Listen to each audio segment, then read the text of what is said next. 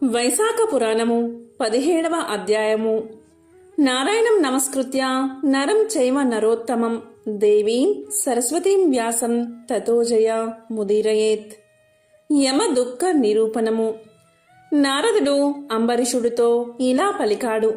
శృతకీర్తి మహారాజుకు శృతదేవుడు తర్వాత కథను ఇలా వివరిస్తున్నాడు. వాయువు చేసిన ఉపచారాల వల్ల ఊరడింపు వల్ల కొంత తేరుకున్న యముడు బ్రహ్మను ఉద్దేశించి ఇలా పలికాడు. స్వామి సర్వలోక పితామహ, బ్రహ్మ నా మాటను వినుము. నేను నా కర్తవ్యాన్ని నిర్వహించకుండా నివారించబడ్డాను. నేను చెయ్యవలసిన పనిని చెయ్యలేకపోవడం వల్ల మరణం కంటే ఎక్కువ బాధపడుతున్నాను. సర్వ సృష్టి విధాయక విను. ఆజ్ఞను పొందిన అధికారి తనకు రావలసిన జీతాన్ని తీసుకుంటూ చెయ్యవలసిన కర్తవ్యాన్ని చెయ్యకపోతే అతడు కొయ్య పురుగు మొదలైన జన్మలు ఎత్తుతాడు. అతి తెలివితో లోభాన్ని పొంది యజమాని ధనంతో పోషించబడేవాడు కర్తవ్యాన్ని చేయకపోతే అలాంటివాడు భయంకర నరకలోకంలో 300 కల్పాలు చిరకాలము ఉండి మృగాది జన్మలు ఎత్తుతాడు. అధికారి నిరాశపడి తన కర్తవ్యాన్ని నెరవేర్చకపోతే ఘోర నరకాలలో చాలా కాలం ఉండి కాకి మున్నగు జన్మలు ఎత్తుతాడు. తన కార్యాన్ని సాధించడానికై యజమాని చెప్పిన పనిని నాశనం చేసేవాడు ఇంట్లో ఎలుక జన్మ ఎత్తి 300 కల్పాలు కాలం గడుపుతాడు. సమర్థుడైన తన కర్తవ్యాన్ని చేయక ఇంటియందు ఉంటే అలాంటివాడు పిల్లిగా జన్మిస్తాడు. ప్రభు, మీ ఆజ్ఞను పాటించు నేను జీవుల పాపాలను పుణ్యాలను నిర్ణయించి విభజించి వారి వారికి తగినట్లుగా పుణ్య పాపాలను బట్టి పాలించుచున్నాను. ధర్మశాస్త్ర నిపుణులకు ముళ్లతో విచారించి ధర్మ మార్గానుసారంగా ప్రజలను పరిపాలించు. కాని ఇప్పుడు నీ ఆజ్ఞను పూర్వం వలె పాటించలేని స్థితిలో ఉన్నాను. కీర్తిమంతుడు అనే రాజు వల్ల నేను నా కర్తవ్యాన్ని నిర్వర్తించలేకున్నాను. కీర్తిమంతుడు ఆ రాజసముద్ర పర్యంతమున్న భూమిని వైశాఖ మాస వ్రతధర్మయుక్తంగా పరిపాలిస్తూ ఉన్నాడు. అన్ని ధర్మాలను విడిచిన వారు, తండ్రిని పూజించని వారు, పెద్దలను గౌరవించని వారు, తీర్థయాత్రలు మున్నగు మంచి పనులు చేయని వారు, యోగ సాంఖ్యములను విడిచిన వారు, ప్రాణాయామం చెయ్యనివాడు, హోమాన్ని విడిచినవారు, మరింకా పెక్కు పాపాలు చేసినవారు, ఇలాంటి వారందరూ వైశాఖ మాస వ్రతధర్మాలను పాటించి వారి తండ్రులు తాతలతో పాటు విష్ణు లోకాన్ని చేరుకుంటున్నారు. వీరే కాదు, తండ్రులు తాతలు తల్లులు వీరు కూడా విష్ణు లోకానికి చేరుకుంటున్నారు. వైశాఖ వ్రతము ఆచరించిన వారి భార్యవైపు వారును, తండ్రి వల్ల ఇతర స్త్రీలకు పుట్టినవారు వీరందరూ నేను రాయించిన పాప పట్టికలోని యమ పాపాలను తుడిచివేనట్లు చేసి విష్ణు లోకానికి చేరుతున్నారు. ఇలాంటి దుఃఖాలను చూస్తూ ఉండగా నా తల పగిలిపోయేలా ఉంది. సామాన్యంగా ఒకడు చేసిన కర్మ ఆ ఒకడికే చెందుతుంది. దానివల్ల పుణ్య పాపాలలో ఏదో ఒక దానిని వాడు అనుభవిస్తాడు.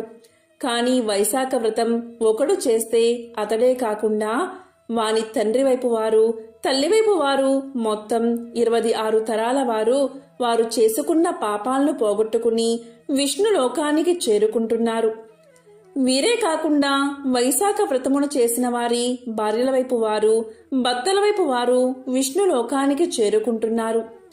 ఈ వైశాఖ వ్రతాన్ని చేసిన వారు ఎలాంటి వారైనా నన్ను కాదని కనీసం 21 తరాల వారితో విష్ణు లోకానికి చేరుకుంటున్నారు. యజ్ఞయాగాదులు చేసిన వారు వైశాఖ వ్రతము చేసిన వారి వలె విష్ణు లోకానికి చేరడం లేదు. తీర్థయాత్రలు, దానాలు, తపాలు, వ్రతాలు ఎన్ని చేసిన వారైనా వైశాఖ వ్రతం చేసిన వారి వలె విష్ణు లోకానికి చేరడం లేదు.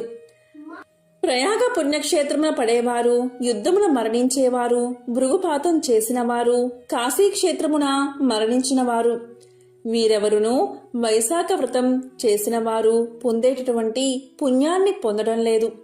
అంటే ప్రయాగ క్షేత్రమున నదీ ప్రవాహమున దుమికి మరణించిన కోరిన కోరికలు తీరుతాయి అంటారు.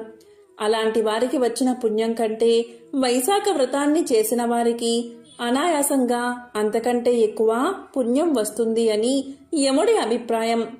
వైశాఖమున ప్రాతకాల స్నానం చేసి విష్ణు పూజను చేసి వైశాఖ మహత్యాన్ని విని యథాశక్తి దానాలు చేసి జీవులు సులభంగా విష్ణు లోకానికి చేరుకుంటున్నారు.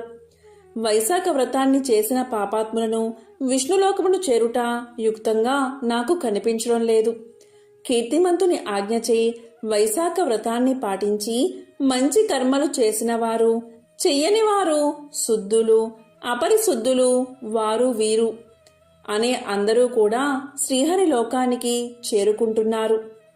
సృష్టికర్త జగత్ప్రభు, మీ ఆజ్ఞను పాటిస్తున్న నన్ను నా పని చెయ్యనీయక అడ్డగించిన వారు నాకే కాదు మీకు కూడా శత్రువులే.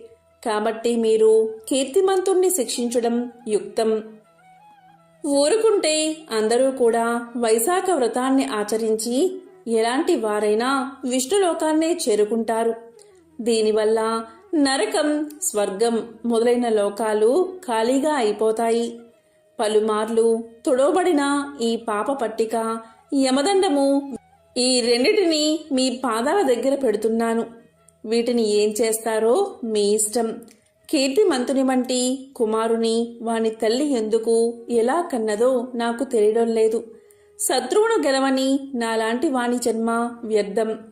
అలాంటి వానిని కనడం ఆ తల్లి చేసిన వ్యర్థమైన కార్యమే. కీర్తిమంతుని వంటి పుత్రుణ్ణి కన్నా వాని తల్లి వీరమాత. దీంట్లో సందేహం లేదు. కీర్తిమంతుడు సామాన్యుడా? నా వ్రతాన్ని మార్చినవాడు కదా. ఇలాంటి నా వ్రతాన్ని ఎవ్వరూ ఇంతవరకు మార్చలేదు. ఇది అపూర్వం. అందరిచే వైశాఖ వ్రతాన్ని ఆచరింపచేసి స్వయంగా హరిభక్తుడై జనులందరినీ విష్ణులోకానికి పంపినవాడు కీర్తిమంతుడే. ఇలాంటి వారు ప్రపంచంలో మరెవరూ లేరు, ఇక ఉండబోరు కూడా అని యముడు తన బాధను బ్రహ్మకు వివరించాడు. వైశాఖ పురాణము 17వ అధ్యాయము సంపూర్ణం.